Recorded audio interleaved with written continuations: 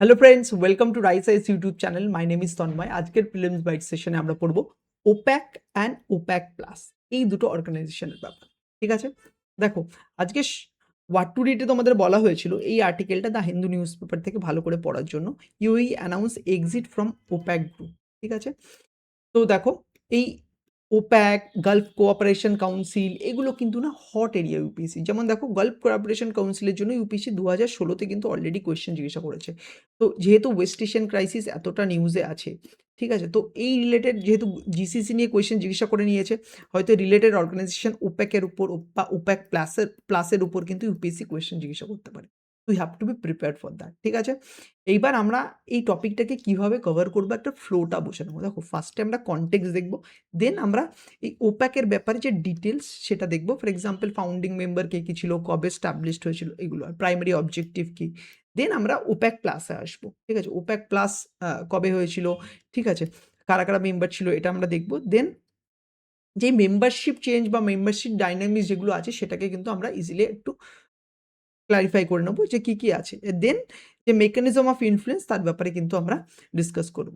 ঠিক আছে, এরপরে দেখো একটি প্রিলিমসের এমসিকিউ আছে যেটা তোমাদের সলভ করতে হবে, সলভ করে কিন্তু কমেন্ট সেকশনে আমাদের জানাতে হবে। তো আমরা কনটেক্সট দিয়ে শুরু করি। কনটেক্সট দেখো সিম্পল একদম। ঠিক আছে, ইউএই কিন্তু অ্যানাউন্স করেছে তারা ওপ্যাক আর ওপ্যাক প্লাস এই দুটো অর্গানাইজেশন থেকে কিন্তু উইথড্র করতে চাচ্ছে, আর এটা কিন্তু May 1, 2026 থেকে এফেক্টিভ হবে। ঠিক আছে, এটাই কিন্তু বেসিক কনসেপ্ট। আর এটা ইউএই কেন করছে, যে তাদের যে স্ট্র্যাটেজিক ভিশন আছে ইউএইর, ঠিক আছে, ডোমেস্টিক এনার্জি প্রোডাকশন আর হচ্ছে অয়েল যে আউটপুট ক্যাপাসিটির উপর ইন্ডিপেন্ডেন্ট কন্ট্রোল থাকা, যাতে তারা ওপ্যাকের ডিসিশন দ্বারা যাতে লিমিট না করে দেয়, ওপ্যাকের ডিসিশন তাদের জন্য লিমিট না করে দেয় তাদের যে আউটপুট ক্যাপাসিটি আছে, তো সেটাও মেনটেন করার জন্য কিন্তু ইউএই কিন্তু এই ডিসিশনটা নিয়েছে ওপ্যাক প্লাস থেকে উইথড্র করে যাওয়ার। ঠিক আছে, বোঝা গেল। এইবার আমরা আসছি ওপ্যাকের ব্যাপারে কিছু ডিটেলসে। দেখো এটা কবে স্টাবলিশড হয়েছিল, ঠিক আছে, এটা কিন্তু ফাউন্ড করা হয়েছিল সেপ্টেম্বর 1960-তে।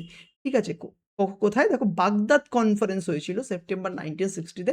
সেই টাইমের কিন্তু ওপ্যাক কিন্তু স্টাবলিশড করা। আর এর ফাউন্ডিং মেম্বার কারা কারা ছিল, ইউএই কিন্তু ফাউন্ডিং মেম্বার ছিল না। ফাউন্ডিং মেম্বার ছিল Iran, Iraq, Kuwait, Saudi Arabia, Venezuela, এরা কিন্তু ফাউন্ডিং মেম্বার ছিল। আর এরা কিন্তু সিগনিফিক্যান্ট অ্যামাউন্ট অফ কিন্তু ক্রুড অয়েল রিজার্ভ কিন্তু সেই টাইমে দাঁড়িয়ে হোল্ড করতো। ঠিক আছে, আর প্রথমে দেখো হেডকোয়ার্টার কোথায় ছিল, জেনেভাতে। তারপরে ভিয়েনাতে কিন্তু ভিয়েনা অস্ট্রিয়াতে কিন্তু শিফট করা হয় 1965-এ। তো এটা তোমাদের হয়তো অবাক লাগতে পারে যে বেসিক্যালি ওয়েস্ট এশিয়ান কান্ট্রি এই পার্টিকুলার অর্গানাইজেশনটার পার্ট, বাট ভিয়েনা অস্ট্রিয়াতে কেন এই হেডকোয়ার্টার, বাট এটা কিন্তু তোমাদের মনে রাখতে হবে। ওপ্যাকের হেডকোয়ার্টার কোথায় আছে, ভিয়েনা অস্ট্রিয়া। আর এখানে নিয়ে আসা হয়েছিল 1965-এ।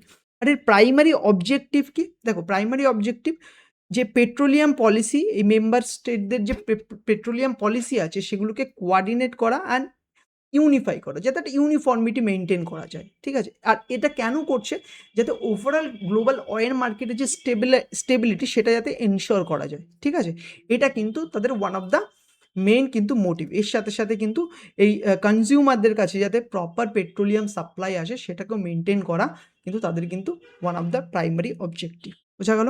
আর এর মেম্বারশিপ স্ট্যাটাস কিন্তু এটা কিন্তু ওপেন টু এনি কান্ট্রি। ঠিক আছে, কোনো রকম রেস্ট্রিকশন খুব কমই আছে। যদি কোনো কান্ট্রির কাছে সাবস্টেন্সিয়াল ক্রুড অয়েল পেট্রোলিয়ামের রিজার্ভ থাকে, সে কিন্তু ওপ্যাকের তার জন্য কিন্তু ওপ্যাকের মেম্বারশিপ কিন্তু ওপেন আছে, সে কিন্তু নিতে পারে। ঠিক আছে, এইবার আমরা আসছি ওপ্যাক প্লাসে। দেখো ওপ্যাক প্লাস কবে ফর্ম করা হয়, 2016-তে কিন্তু ওপ্যাক প্লাস ফর্ম করা হয়। আর বেসিক্যালি নন ওপ্যাক অয়েল প্রডিউসিং নেশন কিন্তু এই ওপ্যাক প্লাসের মেম্বার। ফর এক্সাম্পল ধরো ওপ্যাক তো আমরা দেখলাম যে limited number of country, but ওয়ার্ল্ডে তো প্রচুর দেশে কিন্তু অয়েল রিজার্ভ এক্সিস্ট করে না।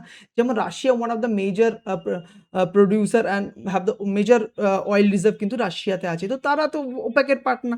ঠিক আছে, কিন্তু তারা কিন্তু এই নন ওপ্যাক কান্ট্রি, তো তারা কি করেছিল যে 2016 সালে কিন্তু ওপ্যাক প্লাস কিন্তু স্টাবলিশ করেছিল।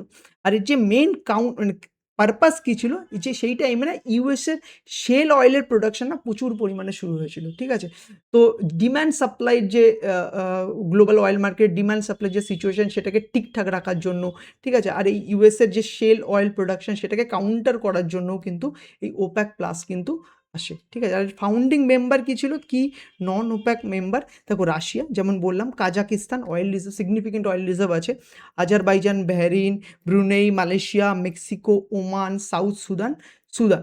এরা কিন্তু ইনিশিয়াল কি নন ওপ্যাক মেম্বার। তাছাড়াও আরও মেম্বার আছে, যেমন ইউএই ছিল, ইউএই রিসেন্টলি উইথড্র করার কথা বলেছে। বাট এটা কিন্তু আমাদের মনে রাখতে হবে যে কারা কারা ফাউন্ডিং মেম্বার বা ইনিশিয়াল মেম্বার ছিল। এরপর যেটা সিগনিফিকেন্সটা কি, দেখো ওপ্যাক প্লাসের কাছে না 50% অফ গ্লোবাল অয়েল প্রোডাকশন কিন্তু এই ওপ্যাক প্লাস মেম্বারদের কাছেই আছে। আর 80% কিন্তু ওয়ার্ল্ড প্রুভেন অয়েল রিজার্ভ কিন্তু এই ওপ্যাক প্লাস মেম্বারদের কাছেই আছে। বোঝা গেল? এইবার যেটা আমরা কি করে দেখলাম যে ওপ্যাক দেখে নিলাম আমরা, আর ওপ্যাক প্লাসের ব্যাপারে কিন্তু আমরা বেসিক ডিটেলস দেখে নিলাম। এবার যেটা আমার দেখতে হবে যে কি মেম্বারশিপ ডাইনামিক্স দেখা দিচ্ছে। ফর এক্সাম্পল দেখো, ওপ্যাক থেকে কিন্তু আঙ্গোলা 2024 কিন্তু লেফট করে যায়, আর তাদের কিন্তু এই প্রোডাকশন টার্গেট রিলেটেড ডিসএগ্রিমেন্টের জন্যই কিন্তু তারা লেফট করে যায়। বা 2024 আগে 2019-এও কিন্তু কাতার কিন্তু ওপ্যাক থেকে লেফট করে যায়। কেন করে যায়? যে তারা অয়েল থেকে এখন ন্যাচারাল গ্যাসের দিকে বেশি ফোকাস করতে যায়। তো তার জন্য কিন্তু তারা লেফট করে যায়। অ্যান্ড এখন যেটা হচ্ছে 2026-এ ইউএই কিন্তু লেফট করতে যাচ্ছে, because they want to ensure their production autonomy. ওপ্যাকে কি হতো না, যে একটা রেস্ট্রিকশন দিয়ে দেওয়া হতো বা একটা সিলিং লিমিট থাকতো, কিন্তু ইউপিস এই UAE is a sovereign country, সে কেন চাইবে যে তার প্রডিউসিং অটোনমি এফেক্টেড হোক? তো সেটাকে এনশিওর করার জন্যই কিন্তু সে কিন্তু কী করছে না, এই পার্টিকুলার গ্রুপটা কিন্তু লেফট করার ডিসিশন নিয়েছে। ঠিক আছে? আর এই ইউএই লেফট করে যাওয়ার পর কিন্তু ওভারঅল যে অয়েল প্রাইসের অয়েলের যে প্রাইস গ্লোবাল মার্কেটে, সেটাকে কিন্তু মেনটেন করা কিন্তু ডিফিকাল্ট হতে চলেছে, কারণ ইউএই কিন্তু one of the major supplier of oil. ঠিক আছে? এইবার মেকানিজম অফ ইনফ্লুয়েন্স আমাদের জানতে হবে যে কিভাবে ওপ্যাকের ডিসিশন ইনফ্লুয়েন্স করা হয়। যেমন দেখো, প্রোডাকশন কোটাসের ব্যাপার আছে, যে গ্রুপ মিটস রেগুলারলি, আর তারাই কিন্তু প্রোডাকশন সিলিং কিন্তু সেট করে, আর সেই হিসাবে কিন্তু প্রোডাকশন করা হয়, আর গ্লোবাল মার্কেটে কিন্তু ডিম্যান্ড আর সাপ্লাইয়ের কিন্তু স্টেবিলিটি কিন্তু মেনটেন করা হয়। এছাড়াও কিন্তু জয়েন্ট মিনিস্ট্রিয়াল মনিটরিং কমিটি আছে, উইথিন ওপ্যাক প্লাসে আছে। ঠিক আছে? এরা কিন্তু মার্কেট কন্ডিশন রিভিউ করে অ্যান্ড এনশিওর মেম্বার যাতেই যে মার্কেট কন্ডিশন বা তাদের যে রেগুলেশনস বা নর্মস, সেগুলো যাতে মিট করে। তাহলে কি হবে, যে ওভারঅল ডিমান্ড অ্যান্ড সাপ্লাই কিন্তু ওয়ার্ল্ড মার্কেটে ঠিক থাকবে। আর এটা কিন্তু নেশন সাচ এস ইন্ডিয়ার জন্য খুব খুব ইম্পর্টেন্ট, বিকজ আমাদের যদি গ্লোবাল মার্কেটে অয়েলের দাম প্রচুর বেড়ে যেতে থাকে, যেহেতু আমরা একটা অয়েল ইম্পোর্ট ডিপেন্ডেন্ট কান্ট্রি, তো আমাদের কিন্তু ওভারঅল ইকোনমির জন্য এটা একদমই ঠিক না। ঠিক আছে? বুঝতে পারলে যে ওপ্যাকের ব্যাপারে বেসিক ডিটেলস, কারা কারা ফাউন্ডিং মেম্বার, আর ওপ্যাক প্লাসের ব্যাপারে বেসিক ডিটেলস, এর মধ্যে ডিফারেন্স কী সেটা বুঝলে। ঠিক আছে? আর কিভাবে মানে কোন কোন মেম্বার রিসেন্টলি লেফট করেছে সেটাও তোমরা জানলে। এইবার এই যে প্রিলিমসের এমসিকিউটা আছে, with reference to organization of petroleum reserve, OPEC and OPEC plus consider the following statement, এটা তোমরা সলভ করো। সলভ করে দেখো, সেম অ্যাসারশন রিজনিং ফর্মের স্টেটমেন্ট কোয়েশ্চেনটা আছে। সলভ করার পর কমেন্ট সেকশনে যেয়ে আমাদের আনসারটা জানা উচিত, কী হবে এর আনসারটা। ঠিক আছে? আর কোনো যদি ডাউট থাকে এই পার্টিকুলার টপিকটা নিয়ে, রাইস আইএসের যে ইউটিউব চ্যানেল আছে, এই ভিডিওটার নিচে যেয়ে কিন্তু তোমরা লিখতে পারো। ঠিক আছে? আর কোনো প্রবলেম হলে তোমরা আমাদের যে কন্ট্যাক্ট নাম্বার আছে বা ইমেল অ্যাড্রেস আছে, সেখানেও আমাদের জানতে পারো। আমাদের মেন্টর কিন্তু তোমাদের ডাউট রিজলভ করে দেবে। ঠিক আছে? Thank you so much student for attending this particular discussion, and all the very best for your upcoming prelims exam. Thank you.